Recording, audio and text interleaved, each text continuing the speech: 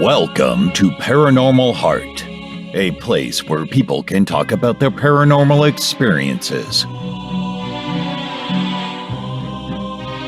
With your host, Kat Ward.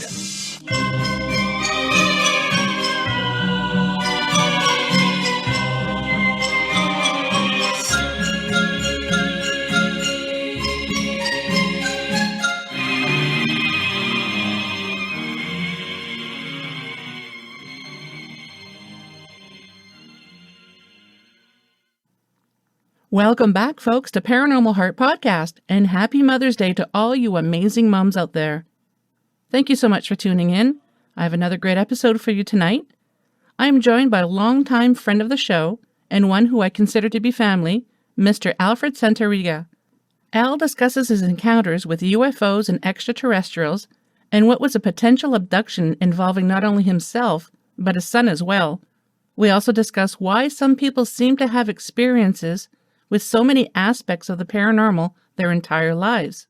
Could these be a result of their bloodline and what so many speculate is a correlation with the Rh-negative blood type? If you'd like to be a guest on the show or have questions, comments, or just want to say hello, drop me an email at paranormalheart13@gmail.com. I'd love to hear from you. And if you enjoy the show, please like, share, and subscribe. It's one of many ways to show your support and get the show out there. You can find me on YouTube, Podbean, FringeRadioNetwork.com, KPNL Digital Network on Thursday nights, and any place you find fine podcasts. You can also join me on Discord, where we can chat while listening to new episodes as they are released on the second and last Sunday of each month at 5 p.m. Eastern Standard Time. Now, on with the show.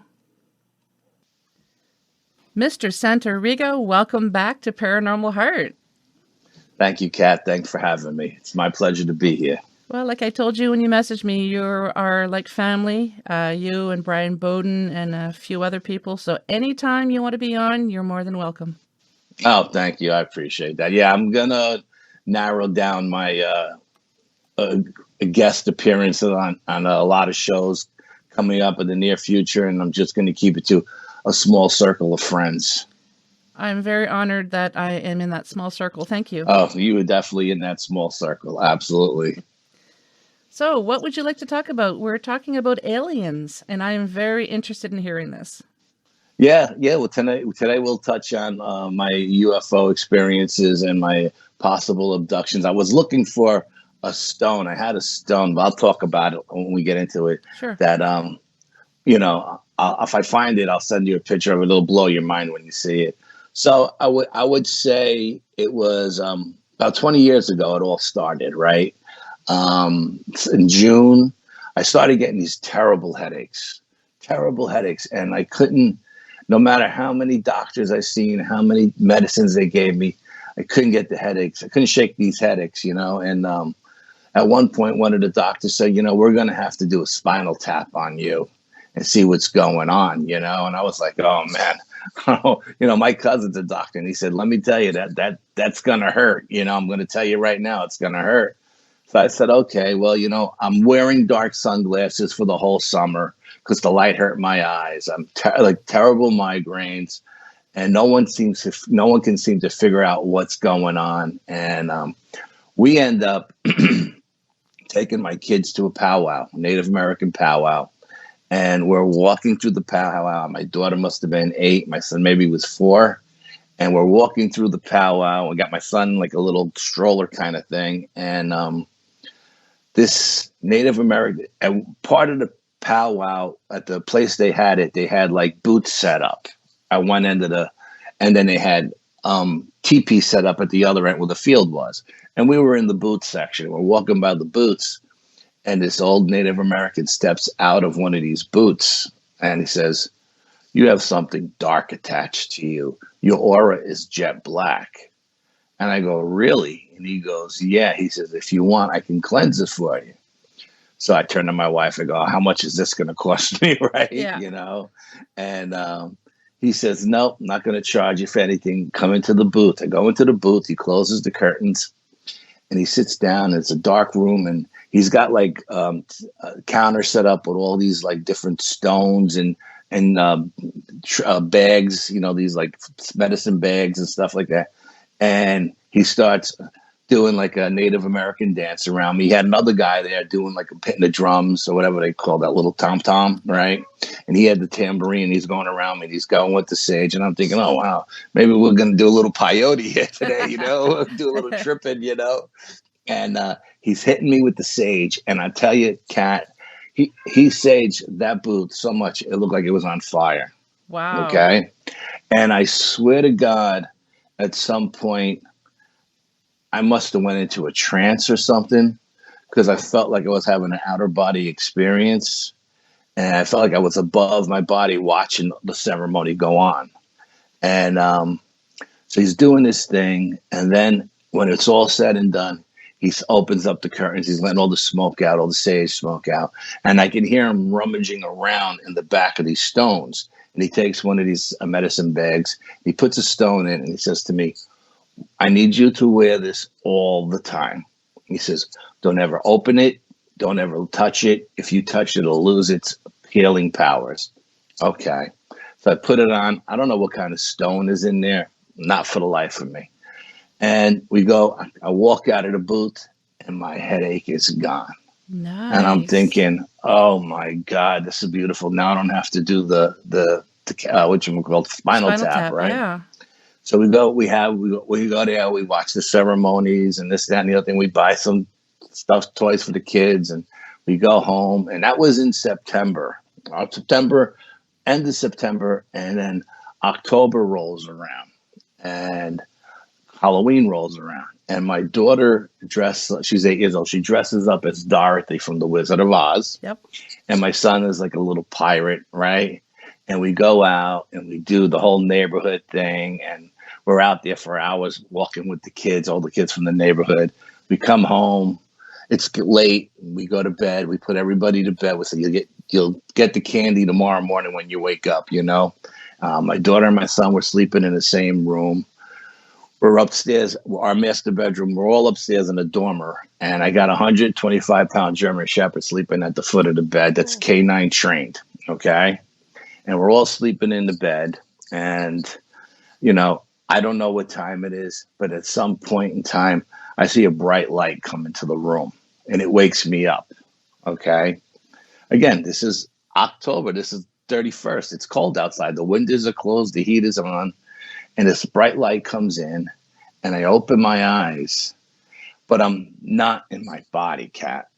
I'm out of my body. I'm on the headboard of my bed, which is like, has shelves in it with a mirror and everything. And I'm sitting on the headboard, and I'm looking at myself. And there's two tall, gray aliens lifting my body up, and they're floating me towards the window or the wall. And I'm thinking, why isn't my dog ripping these things a new asshole? Number one. And how the hell are they going to get me through the wall or the window? Everything is closed. And I'm thinking this stuff. And that night, the heat was pumping so much that I took the necklace off because I was sweating like a pig. Yeah. And I figured I'd put it on the counter by the bed, but the headboard is, so it would still be close to me. But I took it off because I was just sweating profusely. So as they're floating me towards the window, and I can see behind me, the backyard is lit up like daylight, but it's so bright you can't even see the trees. It's just like one big white light that's so bright you can't see out there. And as this is going on, and I'm watching this happen, all of a sudden my daughter starts screaming hysterically in her bedroom. No, you can't have my brother. No. So my wife wakes up. I pop the two entities that are floating me out, blink out. They're gone. I'm back in my body. The dog jumps up. He makes a beeline to the kids' room. My wife makes a beeline. I come in last because I don't know if I'm dreaming or what, but that was weird, right? And I'm like, what the hell's going on? And my daughter is laying on my son's bed, wrapped around his legs, holding him down. He doesn't know what's going on. He's crying hysterical. And I like, what's going on? What's going on? And she said, Dad, Dorothy was here in the room. and was taking my brother out to the light in the yard. And I told Dorothy, you can't take my brother. And she told me, it's okay, we'll bring him back. And she was fighting with Dorothy. And I'm thinking, Dorothy, why would Dorothy come to take Nicholas? Dorothy was good, it was like the Wicked Witch of the West, And I'm thinking about this, and he's crying, she's crying. So we settle everybody down. We go, look, there's nothing out in the backyard. I go downstairs, I put the floodlights on. There's nothing there. Windows are locked. I put the dog in their room between both of their beds. I tell them to stay there for the night. And I go to bed, and I'm thinking, what a weird night this is, right? So I'm thinking. Then I start to realize they showed themselves to her as Dorothy because she was Dorothy that night for Halloween. And they knew it wouldn't scare her. It was a false memory that they planted in her mind. So she would see them as Dorothy, or it as Dorothy, and not like I seen them. I seen them for what they were, And so the next morning I wake up and I'm like, man, that was so crazy. So I said to my wife, did that really happen last night? Because, I woke up, I felt like I was drugged. And I was like, did that really happen last night? And she goes, what? I said, Amanda's screaming with Nicholas. And she says, yeah, all of that stuff really happened. So I was like, holy crap, that's insane, And so they go downstairs. The kids can't get downstairs fast enough to get to their Halloween candy and stuff, And she's down there feeding the dog, letting the dog out. I'm upstairs. And I said, my necklace. Why did this happen? Because I took my necklace off. So I open up the bag and I pour it out on the bed. And I pick up this stone. And I didn't know what kind of stone it was. I wasn't told what kind of stone it was. To me, it looked like a sandstone. It was brown, but it was elongated, right? It went up like this and then across. It was elongated, and it had 2 dots for an eye and a dot for a nose or a mouth, and it looked like an alien face. It looked like an alien head. Okay, so I'm freaking out. I'm saying, what the hell kind of stone is this? And why does it have a face on it? So I don't know what it is. So in the mall where we live, there's a store that's a gem store. It's got all kinds of stones. So I go in there one day with the stone and I say, got this weird stone. It's given to me at a Native American powwow. I don't know what it is. Maybe you could, tell me what it is. So they're like, sure, put it out on the thing. So they put it out. And they look at me and they're like, I go, is that a sandstone? And they go, no, this is a cat's eye. And it's very protective. It's meant to protect you, I said, I was told that it was like a healing stone. They said, yeah, it's a healing stone, but it's really more a protection stone than a healing stone, And they said, you got it at a Native American ceremony? And I go, yeah. They go, doesn't sound right. And I'm like, okay, why not? It's like, because the natives up here, in the Northeast, they don't use sand. They don't use cat's eye, So I was like, okay. They use other stones. And he went on to tell me like the Cherokee, the Iroquois and the Algonquin and what they use, because that's the Native Americans around here, in the Northeast. So I was a little confused. I was like, okay, why they gave me a stone that they don't use is beyond me, So the following year comes around, take the kids back to that powwow. Now I got alternative motives. I got an interior motive to go to that thing, not just bring the kids there for entertainment. You're on a mission. Go there.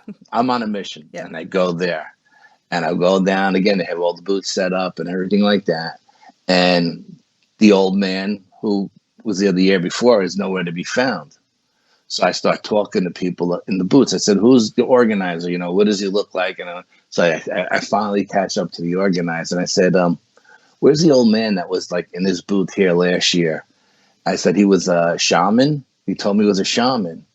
And the guy looked at me and says, what are you talking about? He says, there's no shamans at this Native American powwow. We don't have shamans, number one. We have medicine men. And I go, okay, well, then where's the medicine? Maybe I'm saying it wrong, but he told me he was a shaman. So he says, you have to go to the back where the teepees are. That's where all the medicine men are. I said, okay. So I go to the back to the Native American where all the medicine men are. There's like 3 or 4 different ones, one from each tribe, right? And I go back there and I start talking to him. I said, can I ask you a question? I show them the stone and they all look at me and they're like, nah, this is not one of our stones. This is something that's used in South America or the Far East. We don't use this kind of stone in our ceremonies, And it's weird because I've always been attracted to tiger's eye. I don't know what it is about it, but when I was a kid, I had a ring with a tiger's eye on it. Okay. And every time I go into a gem store, I always go straight towards the tiger's eye. Don't know what that means. So anyway, I'm sitting there with them and they're telling me, no, we don't have shaman. We have medicine men. We don't use this stone. We use these stones. And they show me the stones that they use. And I was like, then who the hell was the old man that cleansed me and took that dark energy off of me? Because ever since that happened, I felt better. But then was he, I'm thinking, was he like my guardian angel? Was he an alien from a different, a different kind of alien than the ones that I was dealing with? Maybe one that was there that knew how to protect me from the other ones and did this ceremony. And it was just so crazy. I mean, it was like, and if my daughter didn't wake up screaming that night, holding my son down, I would have thought it was all a dream. I would have never thought that I was having an outer body experience watching 2 tall gray. They were talls. They were tall. They were 5 feet tall, gliding me out through the wall, and it was crazy. And it was just like, I couldn't believe it. I really couldn't believe it. But she validated it when she started screaming, and it was just, and that was the first time. And I was like, was I abducted last night, or was I being abducted last night? And why didn't they put a false image in my head to see them as something else? Why did they show me them as they are? Is this an ongoing event that's been going on for years and they don't have to do that to me anymore? They put a false screen memory in my daughter's mind, not to scare her, but they didn't do it for me, And then that was the first time.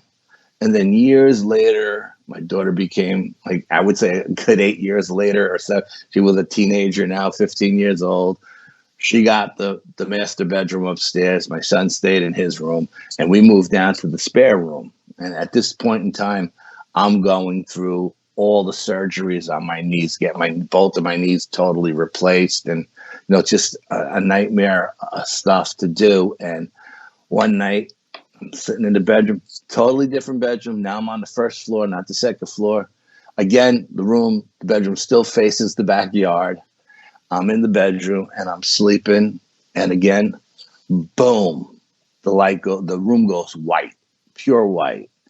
And I look, because my side of the bed happens to be by the window. So I look out the window and the shades are down, curtains are drawn, but the light is coming in like the windows, like they're not even there. The whole room is lit up. And I look down, and at the bottom, again, I got the 125-pound German Shepherd sleeping at the foot of the bed, right? Yeah. That's a good-sized shepherd, too. Yeah, he was a big boy. Yeah. And he's sleeping at the foot of the bed, and I'm sitting there. My wife is snoring, cutting wood. And I look down at the edge of the bed and I see 2 gray aliens, but this time they're small. They're 3 feet tall. And they're hovering over my knees and they're going like this. And they're going, ooh, like almost like an ohms kind of thing, right? I don't know if they were trying to get me up to guide me out the window or what they were doing. But I remember seeing them and they're going, ooh, and I'm thinking, wow, maybe they're going to heal my knees and I don't need the surgeries. Wouldn't that be a beautiful That would be thing? amazing. Yeah. Yeah, right. Because I'm thinking maybe because it's a different set of aliens now. These are the small guys, only 3 feet tall. The other guys were 5 feet tall. Do they And look they're the same? Just different height? just, yes, they looked exactly the same, just different heights. Of course, the taller ones looked thinner because they were so tall, but the small ones were thin as well. And they're over my knees. And then the thought comes to me, I wonder if they could read my mind. So I'm like, hey, I can see you guys. And they're just doing their thing. Like, they're not paying me any attention, right? And I was like, hey, look at me. Look at me. I'm talking to you. And they're ignoring me. So I was like, okay, maybe they can't read my minds. I don't know. So as there's one of them is moving closer to me. He's moving up the bed towards my chest. Okay. And they're still doing his own thing over my body. And the thought comes into my mind, this guy is pretty, skinny kind of guy, and I'm a pretty big guy. I wonder if I grab him by the arm, if he can force me to let him go. And soon as that thought pops into my mind, they both go, ooh, like this. They put their hands up, they go, ooh, and they blink out and they're gone. Of course, they heard that. And the light is gone. And I run into the kitchen. I put the floodlights on in the yard. I go out on the back deck. I look up to see if there's any stars that don't look right. Not just a typical night sky, nothing in the backyard. And I was like, that's crazy. And again, if that light doesn't come on, that bright light, I don't wake up. But this time, I didn't have an out-of-body experience. I know I was fully awake, and I was just laying in bed very, very still, because I wanted to see how close they would get to me, because I really did want to grab them and just see how strong they were, because they were very fragile looking, and I don't know. I've been being abducted my whole life. I don't know. When we did the shoot for the Travel Channel for the alien invasion of the Hudson Valley, they did take my blood and they did do a blood test on me. And I am HR negative, so they claim that's the alien blood, you know what I mean? RH and negative? Just RH negative, Yep. yeah, what'd I say? HR. RH negative, yeah. And they claim that's the alien blood, and it's just fun. I don't know. I don't believe in coincidences. When you're a paranormal investigator for this many years, you just, and it just happens that I'm that blood type, and that's the blood type they're looking for, and I live in the Hudson Valley, and I've had these experiences, but I've had them my whole life. Even when I lived down in the city, it was still considered the Hudson Valley because we were still on the Hudson River, corridor. So, but it was just so crazy. And I'm like, man, if this has been going on my whole life, and then, your mind starts racing. You go back to when you were a kid, when I was 10 years old, I seen my first UFO. Me and my best friend were sitting on my father's garage roof, sky watching, and we seen these things flying around in the sky, doing acrobatics.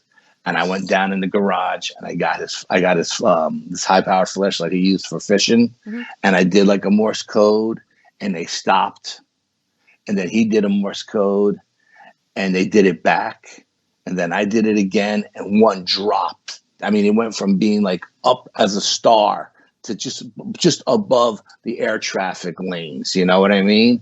And it freaked both of us out. We jumped off the garage roof and we ran into my room and we hid under the bed, you know what I mean? In a blink of an eye. That's fast. When I tell you it went from being a star to just above the air traffic, and just like this, boom, just like that, boom, and I was like, holy crap. We were scared to death.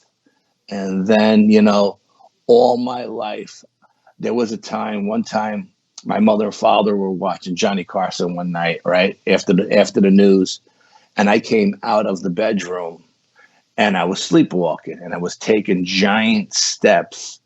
And my father said, "Where the hell are you going?" And I said, "I'm going home." And he goes, "Oh, really? Where's home?" I said, "The moon. I'm from the moon. I'm not from here," I told him. And he looked at me, just spun me around, kicked me in the ass, and said, "Get back to bed," you know? Yeah.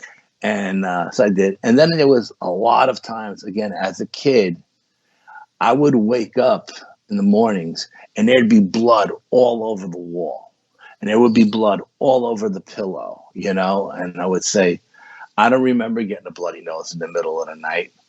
I don't remember stopping, you know? I don't remember getting up and going to the, and I asked my father, you know, as a kid, I got into a lot of fights. I was a troubled kid, you know, and I got punched in the nose a lot and my nose never bled. I got fat lips and black eyes, but I never got a bloody nose. So I couldn't understand why, you know, my nose was bleeding because I used to get hit there all the time and it never bled. And I asked my father, and my father said, "Oh, the reason why your nose bleeds is because you never stay still at night. You flip and flop and you hit your face against the wall and you get a bloody nose." So I just took it that Dad knew what he was talking about, seemed right to me, and I left it at that. But as time goes on and you continue to have these experiences one after another, after another, after another, you start putting all the threads together, you know? And my mother was very psychic. She used to have to sleep in a different bedroom because people would come to her all night and talk. She would talk all night long, and she would keep my father up. She would say, "Go sleep in another room because I got to get up at 5 o'clock in the morning to go work construction." And so, I don't know if that had anything to do with it or she had anything to do with it. But and I've seen UFOs my whole life. All my whole life, I've seen every shape, every kind of UFO. Anything you want to know, you let me. Anything you want to know, just ask me, and I'll tell you what they look like or where I seen them. It was just crazy. First of all, what blood type is your mother, or do you know? I don't know. Okay. I don't know. Any other family members ever have paranormal experiences like this, whether alien abductions or whatever?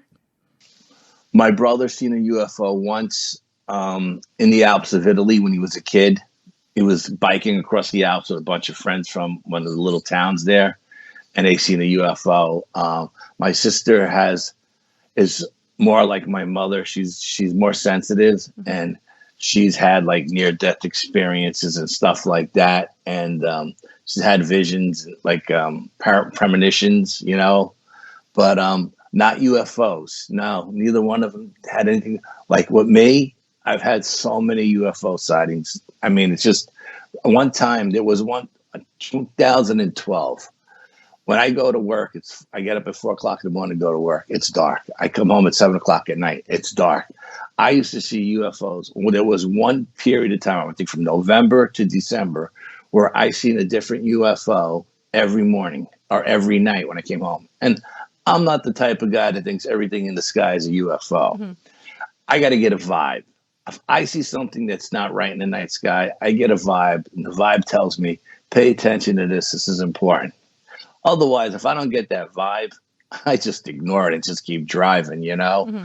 And I've seen stuff that look like a wheel, with like a motorcycle wheel.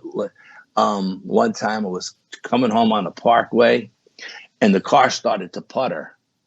And I was pulling into this park and ride kind of spot.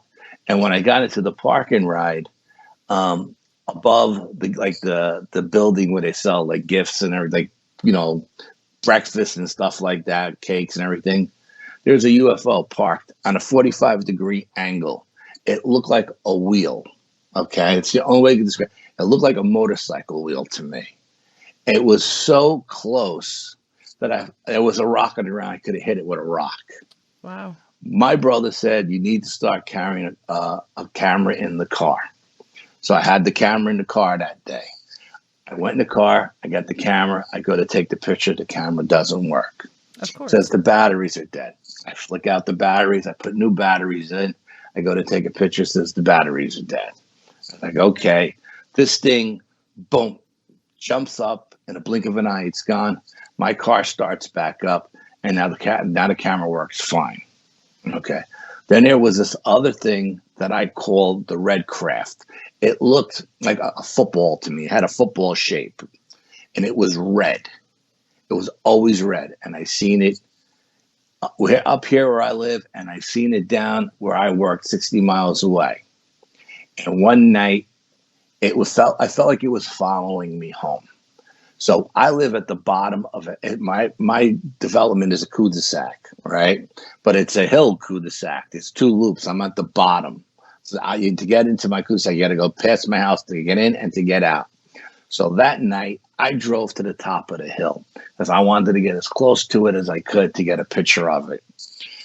I checked the camera. It says the batteries are working fine. I jump out of the car. I'm at the top of the hill. I go to take a picture of it. Camera doesn't work. Batteries are dead. Put a new set of batteries. Same thing. Now, this thing is just sitting there. This big red football-looking thing. And I felt like it was following me, And I drive down the hill to my house, which is maybe a mile away. I get to pull into my driveway. The red craft leaves. I go to hit the camera, and I'm taking pictures of the house and everything. The camera works just fine. Another time, I'm coming home on the parkway, and I see this thing that looks like a V. Not a triangle, but a V. And it's got this beam of light coming down into this development. They were building a strip mall at the time, and none of the buildings were being occupied. It was brand new, this construction. It's raining cats and dogs. Okay. And it's got this bright light shining down. So, of course, I got to turn around, right? I turn around. I go back. I get out. I get there. Now the V is gone, right? Whatever this craft was is gone. But there's a catch basin there with all the water that's running off the mountain, all right? And I get out of the car, and it's like 3 feet of fog. And it fogs, and I get a gut feeling like, don't get out of the car. Al, don't get out of the car. You got a bad vibe. You shouldn't have even came here. Don't get out of the car. But my curiosity gets the better of me. I don't usually not listen to my gut feeling, but that night I opened up the car door, and I said, you know what? I'll just keep the door between me and what's ever on the other side. And I get out, and I got my lights on my car, and I'm looking. And I get this feeling like something is creeping up on me, and something is going to grab me by my ankles and pull me out from under the door. So I jump back in the car. I close the door. I race home. I call my brother in Michigan. He's a parapsychologist. He's a member of MUFON, all of that stuff. I call him up. I say, Frank, I think I'm losing my mind. I'm seeing all these crafts and this. He goes, I want you to go back on Sunday. I want you to take pictures of the area. So I go back on Sunday. I take pictures of the area. Now, the catch basin, which was huge, is dry. It's all dried up. The dirt is cracked, like it's been, beaten in the sun. And around the actual catch basin, the grass is all dead, like one giant circle. Just below the catch basin is like a creek. The water running down that creek, you could have surfed on. So I took pictures of the catch basin. I took pictures of the development. I told my brother, how is this possible? How is this giant catch basin empty? How is the grass? It was raining cats and dogs, burnt. And why isn't there any water in this catch basin? But a creek that's 20 feet away is running so hard, it's like a rapids. You know what I mean? And my brother's like, wow, I sent him all the pictures. Like, wow, that's crazy. Just crazy. And that's the story of my life. I mean, I'm always seeing this stuff, Too bad you didn't have something that you could measure for radiation levels where the grass was burnt. Yeah, not back then. I didn't have anything back. I mean, now I do, Yeah. I keep a bag in the car that's like 3 feet high full of stuff, you know what I mean? You're ready. I am ready. I'm ready all the time. But back then all I had was the camera. And whenever I needed the camera, it didn't work. Another time, to get to where I have to go to work, I have to go through a state park. It's a very, very place of high strangeness. There's stone chambers in there that no one knows who built. Okay. There are UFO reports coming in and out of the lakes. There's like 3 or 4 different lakes in this park. UFOs come in and out of them. Bigfoot been sighted there. Dogman's been sighted. So one night I'm driving through and I see this thing up in the sky. It looked like an egg beater. Mm-hmm. And I got the worst vibe. Like, man, do I want to go through this park? Because I'm going through these woods. This road is cut right through the middle of this park. There are no lights. It's a solid 5 miles of stretch of nothing but woods. I mean, I was like, am I going to roll the dice and go through this? Because I feel like I'm going to get abducted if I do. I didn't. I got off and I took the long way around the park, on the outside of the park, to get back to the parkway to go home, because the vibe was so bad that I wasn't going to roll the dice that night with that, you know?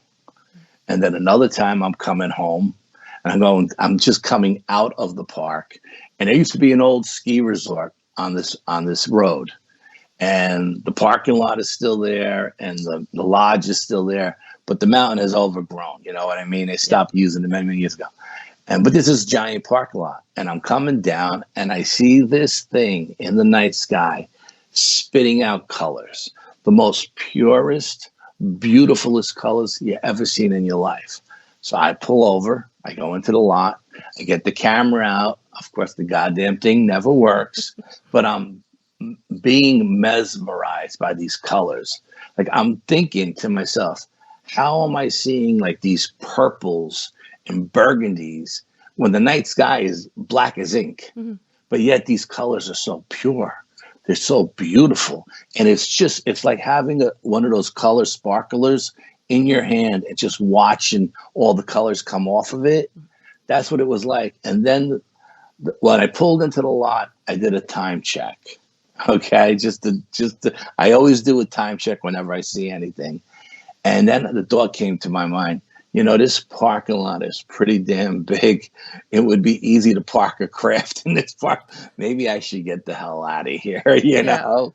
So I jumped in the car and I drove home, and I timed myself when I got there when I should have gotten there. So there was nothing happening that night to me. I didn't lose any time. But, man, it was just another time going through there again. I seen what looked like a whole fleet of UFOs flying. It was to my west. So even though I was in the center of the park, they must have been over the Hudson River. And they were all flying northwest, you know?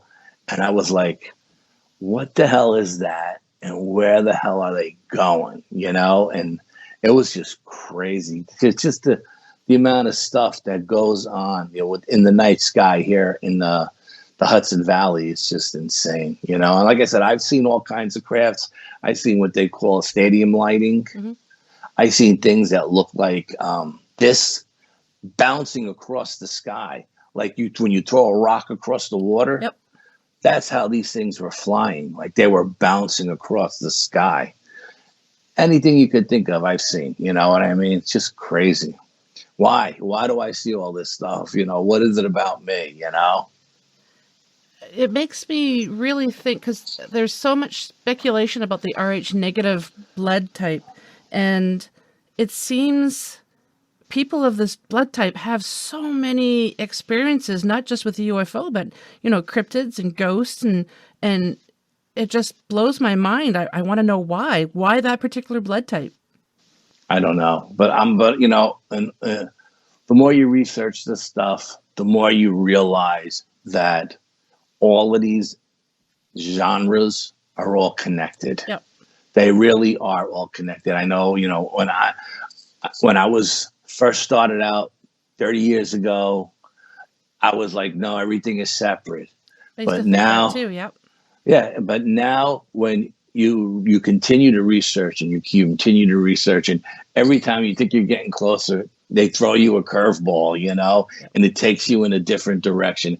And I always try to tell that to the guys when we're out and doing an investigation, right? And I feel like we're getting close to something, we may be in one particular room, maybe the basement, right? And then you hear a bang upstairs and everybody wants to run upstairs. I don't leave because that's a distraction. We're getting too close to something and that's trying to get us out of there. You know what I mean? That's the way I look at it. You guys want to run upstairs to see what that was? By all means, I'm staying here because I feel like we're getting close to something, I never thought of that. Oh, yeah. I have to think of that next investigation when we hear something. Next time you go out, let everybody else run away and go stay there and continue filming and continue doing EVPs or whatever equipment you're using, Mm-hmm. Don't leave because they want you to leave, That's the whole thing. I mean, and in the beginning, I was the same way. You hear a bang in another room, you run out to see what that bang is. Yeah. But as time goes on, you say, you know what? I've run to that other room a bunch of times and I've never seen jack shit. You know what I mean? Yeah. So I'm going to start staying here. I'm going to hunker down right here because I feel like we're getting close to something, getting some kind of evidence, whether it's an apparition, an orb, an EVP, whatever, Mm-hmm. So next time that happens and everybody wants to run to the other room, stay back. Definitely, yeah. And like you said, when you hear something from another room, everybody just kind of focuses their attention. I think we're going to have to start training ourselves not to look in the direction of the noise, but kind of look elsewhere as, because there's got to be at least one person who's going to be looking in that direction. But you should have at least a couple of people looking around as well to see what's going on to distract us. Right. If the cameras are all rolling this way mm-hmm. and you're all focused in one corner of the room, and then you get that distraction, continue to stay focused where you are. Because I guarantee you an orb will come out of the wall and fly off in a different direction, or you'll see a shadow figure run across the wall, or you'll get an EVP right then and there, Mm-hmm. When everybody else is looking for that sound and they don't find anything because there's nothing there, it's just a distraction sound, you'll be the one who catches that evidence, So, I mean, I would share that information with everybody, but it's just like when you're in an investigation and something happens, everybody's so excited, right? Yeah. To want to get some evidence. Everybody runs off without thinking twice. Yep. Now, you have to train yourself to hunker down and stay there, Because we both know that during an investigation, there's the majority of the night, nothing really happens unless you're very fortunate that you get a lot of activity. But, so when you do pick something up, everyone's so excited that we caught something because most of the night there was nothing. Right. Exactly. Yeah. No, like I said, you have to train yourself to stay there. Every instinct in your body is going to want to run to that room to see what that sound is. You have to say, no. Somebody's got to stay here and keep an eye on this room because this is where our focus is. Mm-hmm. And something is trying to break that focus, something doesn't want you to see it, whatever that thing may be, Kind of makes me think of when I first got the motion detectors and actually used them in an investigation. I don't know why none of us thought of doing this. We didn't have a camera in the same room as a motion sensor. We just had it by itself, and the motion detector kept going off all the time, and it's that piercing sound, right? Oh, so God, of course we'd go running and we wouldn't see anything, but then later on we're like, why didn't we put a camera in here? Why? Like, we just never thought of it. Yeah, no, you always, if you're going to use stuff like that, you always have to have a camera filming it. We do now, absolutely. Yeah. But missed opportunities, live it's like, and learn. Oh, yeah, you live kick and yourself. Learn. Yeah, you live and learn. Yeah. It's a learning process. It's a learning process. It's always a learning process, Kat. Even 30 years from now, you'll still be learning new stuff. Oh, definitely. Yeah. I've thought of this, and I've heard of other people mention it too. Going back to the Rh negative thing again, I've heard other people say this, and like I mentioned, I kind of think the same way. if, because I speculate that the Rh negative is not originally from this Earth, so for whatever reason, are these extraterrestrials monitoring those, I'm going to call them star children, just for lack of a better term, are they just Absolutely. monitoring these individuals with that particular blood type, whether it's an experiment that they've conducted, millennia ago, or if it's their own children, like own descendants, do you think that maybe that would be why so many Rh negative people are having all these encounters, is because they're pretty much being studied by the extraterrestrials? Yes, I think there's definitely a correlation there between the blood type and I think it's a correlation with all of the paranormal. Yep. I think there's something about you or your blood type or whatever that makes you more sensitive to different realms and different energies, And I think, people with that blood type will have more experience, not just with UFOs, but with cryptids, Yep. with ghost hunting. You know what I mean? They'll have more success because of that. Now, what it is exactly that's attracting all of these entities to you from different realms or whatever, I don't know. I'm a big a proponent of what science calls junk DNA. Mm-hmm. Is going to unlock the key to a lot of these mysteries, So, and I always said, people say, oh, UFOs can't do what they do because, if the G forces would kill people, and I always used to say, and I always said it I'm not a science guy by any stretch of the imagination, but I always said it, even as a kid, what makes you think our physics apply to them? Yes, I've said that for years too. Yes.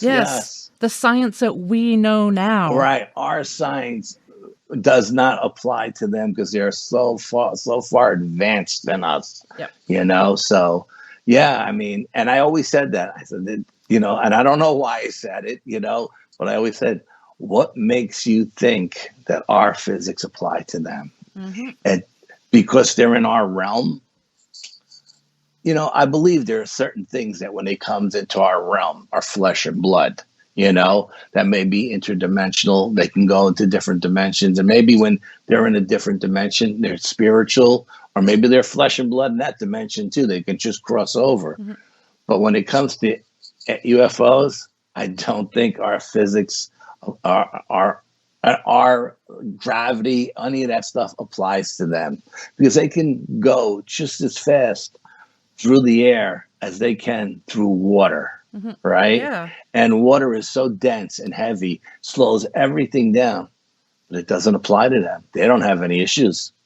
How many planes do we have that can go from flying across the sky to flying on the water? We don't have anything like that, at least not yet that we know of, right? Maybe the militaries had something to that effect now, but I always said that.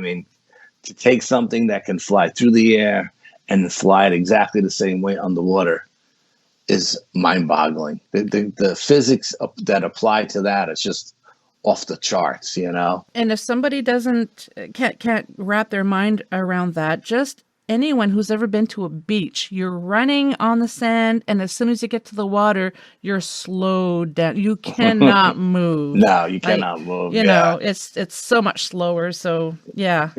Yeah, it's the mass is just so much against it. It's so heavy, just pushes you, just stops you in your tracks. But yet these things have no issue diving down or coming out.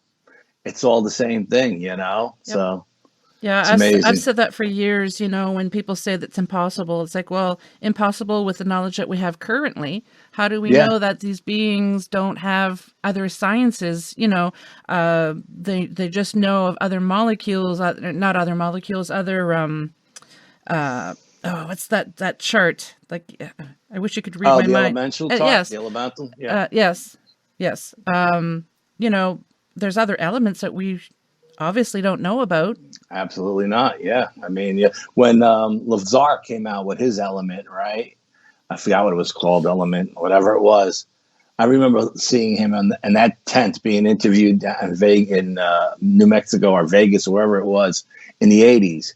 And I said to myself, this guy's telling the truth. This guy is absolutely telling the truth. And then like 20 years later, they came out with that element. And he was talking about it before anyone even knew it existed. Yeah. How did he know it existed if he wasn't working on advanced technology, you know? I'm trying to find this article that I read earlier today about no, I can't find it. It just came up on my phone, on my news feed about, I think 2017, they really started doing research on it. But apparently there is this, oh geez, I'm not scientific and I'm not very well versed when it comes, I'm not very eloquent, you know, but I have all these ideas. Anyways, there is this, you know, you have protons and electrons and all that. Well, there's Absolutely. this, I think it's called a muon, I want to say, MUON. It comes naturally from space. So when they're trying to take x-rays of, let's say, a pyramid, for what this article was talking about, because they were looking for hidden passages that we just weren't aware of. So they want to take x-rays to see if they could find anything. Obviously, they can't. Using these muons, which are, it's natural, they actually have found hidden passages that we secret chambers. Yes. Yeah. So there's this one pyramid that I think it was in the 70s. They were trying to do, you know, all the x-rays and everything. And they're going to be using the muons now, I think this year is what the article said. I can't quite remember, to see what they have missed back in the 70s. So this is really, really fascinating. You know, again, that's something we didn't know of always, 50 years ago. Yeah, absolutely. Yeah. So, absolutely. I mean, who's to say these extraterrestrials, who's to say what they know, what they've discovered? Oh, absolutely. I mean, and I believe there are different entities at different levels of intelligence too. You know what I mean? I don't believe they're all so far advanced. I mean, obviously they're advanced enough to come here. So, you know, we're advanced enough to go to space as well. You know what I mean? Yeah. But, you know, but are they advanced as, you know, a different species of alien? You know, are the insectoids more intelligent than the grays or vice versa? You know what I mean? So, and that's why, if you think about it, that's why, and it's just my personal opinion, one man's opinion. That's why the sightings, the crafts have changed over the years, because it's different species using different designs, you know, like the car manufacturers we have a million different cars and they all look different. Well, it's the same thing wherever these creatures are coming from or entities are coming from. This is the design they're using to travel through space and time, because let's face it, time really doesn't exist. You know, that's a man-made concept. It's just space and dimension, you know, and these other entities are using a different shape or a different, you know, variation to get here. You know, one may be better than the other as far as traveling, you know, speed and whatever. But I think different ships, and if you think about it, from the 50s to now, how many different ships sightings have we seen? You know, like it's just me alone. I went from something that looked like the Roman Colosseum to a V, to a triangle, to look like a stick spouting out colors, to, you know, this, you know, just that egg beater thing, the football looking shape thing. I mean, these are all different shapes and crafts, you know what I mean? And I think they're all different species of aliens from different either dimensions or extraterrestrial from outer space coming in and observing us, or, you know, maybe mining materials, whatever they're doing here. You know what I mean? I think each one of them has a different agenda, you know? Oh, definitely. Yeah. I mean, look at us humans when we're researching, and I've mentioned this countless times on the show, when we are researching other species of animal or plant or whatever, everyone has a different reason for doing their research. Right. Yeah. And everybody does their research a little bit differently. Yep. Yeah. It's the same plant. It's the same animal, Yep. but people are looking for different things. Mhm. So the research is done a little differently, you know? They're still harvesting whatever they're harvesting, but the research is done differently, you know? So absolutely. And getting yeah. back to the aircraft, to the spacecrafts, look at, when we had biplanes and what we have now for aircraft. I mean, Oh, yeah. It's just amazing. Yeah. And like I said, I've seen what I call red balls of light, right? We've actually filmed an orange one, but it went from silver to orange. So these crafts now that we're seeing, they don't even look like nuts and bolts anymore. At least the advanced ones, they look like plasma. Mm-hmm. It looks like they're alive. And what's the technology behind that? I mean, my God, how crazy is that? So, we went from this to everything in between to balls of light, plasma balls. Yep.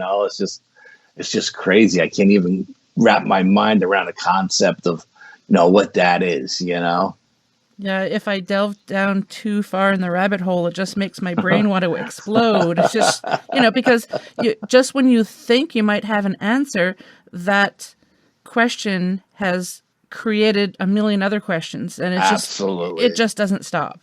No, it never stops. Never stops. But that's why we keep investigating, and we keep moving curious. forward. Yeah, and like I said, whenever you think you figured something out, you get a curveball thrown in there, and like, hey, where did that come from, Yep.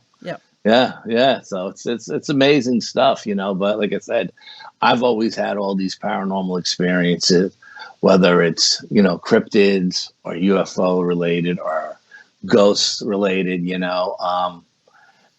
I don't know why. I don't know if it's my blood type, my family lineage. I don't know what it is. I kind of have a feeling that it's a combination of everything. Yep. I don't believe it's just one thing. I think it's a combination of a lot of little things. We're touching on them, but we don't have any proof. You know what I mean? Yep. There's no proof that our theories. We have no proof to our theories, but I think our theories are on the right track. Yeah. It's getting us there. Yeah.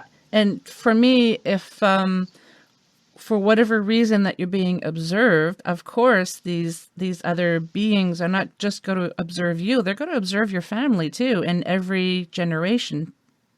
Yeah, I absolutely. Yeah, like I said, I came home one night. I'm sure I told you this story before. My daughter and I are coming home from martial arts class. And she says, "Dad, there's a UFO following us." And I'm laughing. She's like 10 years old, right? Yeah. And I was like, I look out the window and I see this ball of light following us. But we're on a road that goes right to the county airport. And I was like, oh, it's just a plane going to the airport.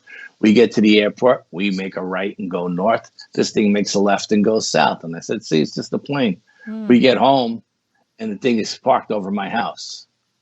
And it's just parked there. Like, it beat me to the spot and put it in park. And there's this triangle shaped craft just sitting over my house. And I was so pissed. I was so mad that this thing was over my house. Like, what? How dare you come to my house? And what do you want here? And like, I remember I'm digging through the trunk of the car to get our sparring equipment out. And my daughter starts screaming hysterical. And I'm like, what's the matter? And she says, look above the house. And then I said, go inside and get your mother. And my wife came out on the deck with my son, who was young at the time, maybe 2 or something like that. She was 8, 10. He was about 5. And she goes, what's going on? I go, look up. And she sees it. She goes like, I don't know. I don't want nothing to do with this. And, she's seen it. My son's seen it. My daughter's seen it. I seen it. And then everybody ran in the house, and I'm sitting out there and I'm like doing like the mental telepathy thing, right? I'm saying, how dare you come to my house? And, and I'm really, really pissed. And the thing just starts gliding past me. and it makes a left-hand turn on my street, which is a long street with no lights on it. We live in a cul-de-sac. We're up in the country. There's no lights here. And it goes all the way to the end of the block, and it stops over the power lines, and it drops out 3 red balls. And this is the same craft I seen 10 years earlier, but down in Westchester County, which is 60 miles away, when I was at work one night. And now it's 60 miles away up over my house. And it's the same exact thing. You know what I mean? And I'm like, how dare you? How did they, because when we were coming out of work one night, it was a cold winter night, and me and another guy were just shooting the breeze by our cars, and we seen what looked like a light glowing in the night sky. And he was a UFO guy, and I thought I would, mess with him a little bit, right? Mm-hmm. So I said, hey, watch this. And I did a Morse code with the headlights of my car, thinking it's nothing but a star with high altitude clouds that makes it look like it's blinking. Mm-hmm. But I do this Morse code with my headlights of my car, and the thing makes a beeline right towards us. And my friend freaks out. And he tries to run back in the building. The building's locked up. The alarm is on. I'm trying to stop him from going in the building because the alarm is going to, then the postal inspectors are going to come and lock us both up. Yeah. And it stops across the field, about 100 yards away above the tree line, and it drops out 3 red balls. And these balls drop down, and they get about halfway down, and they blink out. Now, we're so focused on the 3 red balls dropping out of the craft that we don't realize that the craft is right over us, not making a sound. The building is maybe 30 feet high. This thing was another 20 feet above the building. And it's a triangle craft. It's just sitting there.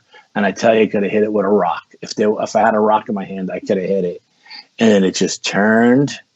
It just rotated, and it just glided away. And if you would have blinked your eye, you would have lost it in the night sky. That's how it blended in so well, And to see the same exact thing 10 years later, 60 miles away above my house, freaked me out. I was so damn pissed. I went in the house. I got my dog, my mag light, and my samurai sword. And I went into those woods where he dropped those 3 red balls. Mm-hmm. I told my wife, you call me every 15 minutes. And I walked a mile up and down the power lines to see if I could find any odd-shaped thing smoldering on the ground, any burnt leaves that were on the ground because it was fall, mm-hmm. or any broken branches or anything where these 3 red balls came out. And they got halfway down the tree line, and then they just blinked out. Where did they go? Whatever they did, they never hit the ground because I searched high and low.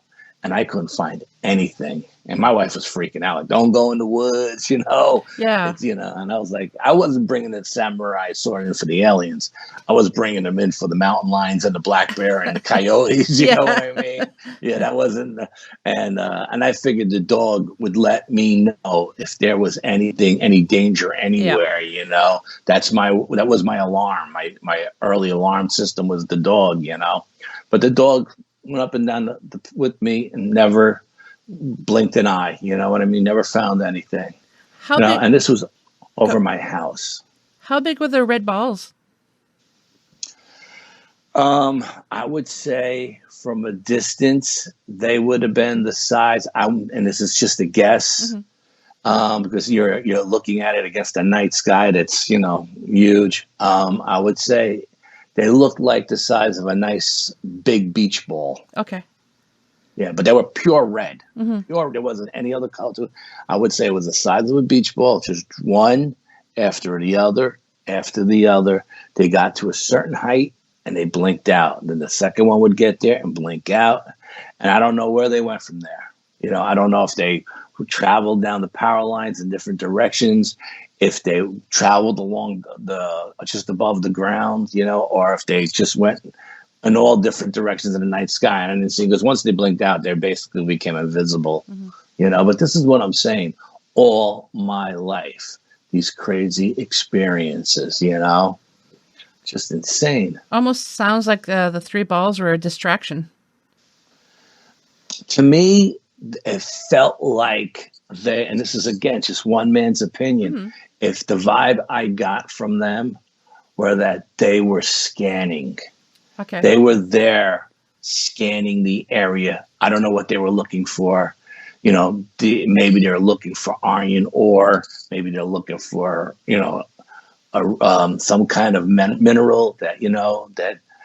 But to me, it felt like they were almost like drones that were sent out to scan the area. Maybe they were just mapping the area. You know what I mean? That maybe Google Maps something from another planet. Just something as simple as that, as mapping the area. 3D mapping, or maybe it was more sophisticated, and they were looking for a certain mineral. I don't know. I honestly don't know. Have you ever thought, whenever you encounter these and you start trying to communicate with them telepathically, have you ever thought to project the thought and images of, okay, I know you're there, I know you're there, so tell me, what the hell are you doing?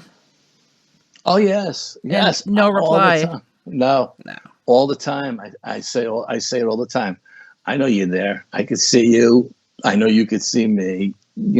If you're going to take me against my will, then at least give me a tour of the ship. Yeah, right. You know what I mean?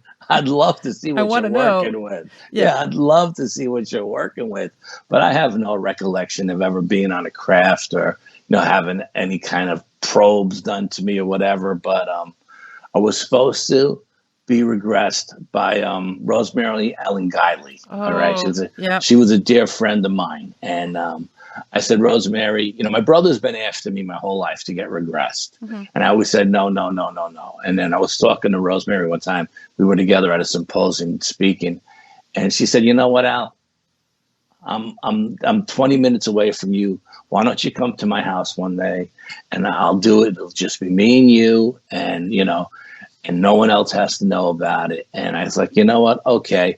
Then she got so busy with her book tour. And then she started doing all the TV gigs.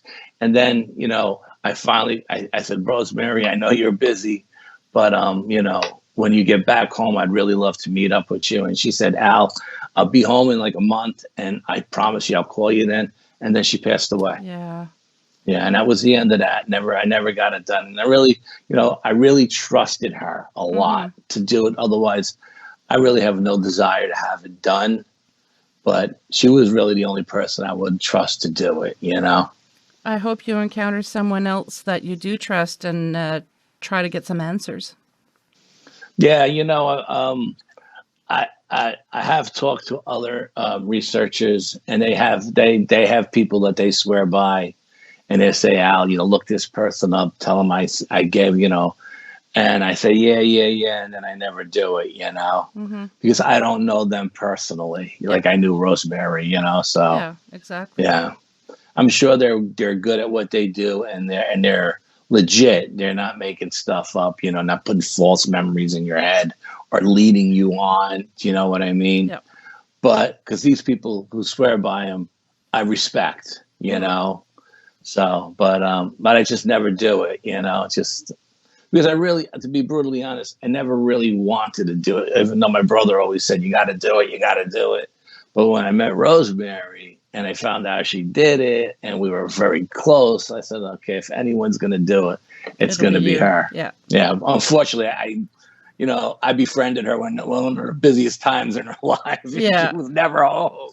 But but she was a dear friend and I miss her dearly. But I don't know how much time we have left, but actually it's been just a little over an hour, so we can wrap it up here, or you can keep going. It's up to you.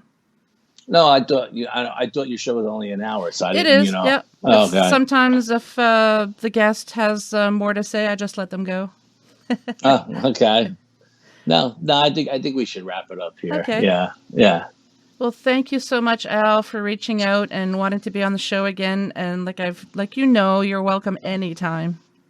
How much I love you, so Yeah. It's always my pleasure to talk to you. It's like talking to a dear friend, and it's just such a comfortable, easy exchange. I don't feel like I'm being interviewed. I feel like I'm just having a discussion. Yeah. With a good, yeah. So that's what it feels like. Having a chat, so much, a paranormal chat in your natural. virtual living room. Yeah, and it's very natural. You know what I mean? And it's very comforting to talk to people like you. Us that we know each other for so long, and we have such a good rapport with one another. You know. And I hope we get to meet each other personally, like someday. Yes, that would be nice. Absolutely, yeah. Instead of always doing things, through Skype or Zoom or whatever. You know what I mean? Yeah. Yeah. Absolutely. Okay. Well, thank you, Kat. It's been a pleasure. Thank you so much. As always, yes. Oh, before we go, would you like to let the listeners know where they can contact you to find out more, or if they have questions? Oh, yeah, absolutely. If anyone has any questions, you can PM me on Facebook Messenger. I always answer everybody's questions whenever I see them. Otherwise, you could find us at the Bronxville Paranormal Society on Facebook, and we have a website. And you could find me at the New York State North American Dogman Project, New York State chapter, New York State Sasquatch organization I'm the director of, and the New York State UFO Project as well. Any of those groups, I'm director in all of them. So you could reach out to anywhere, or you could just reach out to me personally, and I have no problem talking to anyone. And as usual, the links will be added to the show notes.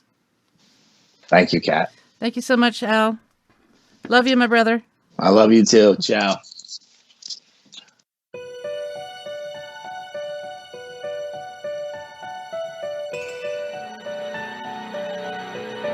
Well, we've made it to the end of another episode. Thanks so much for listening. Until next time, take care of each other. And if you'd like to be on the show or have questions and comments, just drop me an email, paranormalheart13@gmail.com. I'd love to hear from you.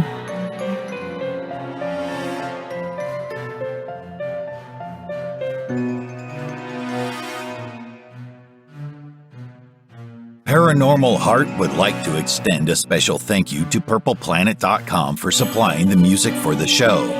The views and opinions expressed on Paranormal Heart are those of the host and participants.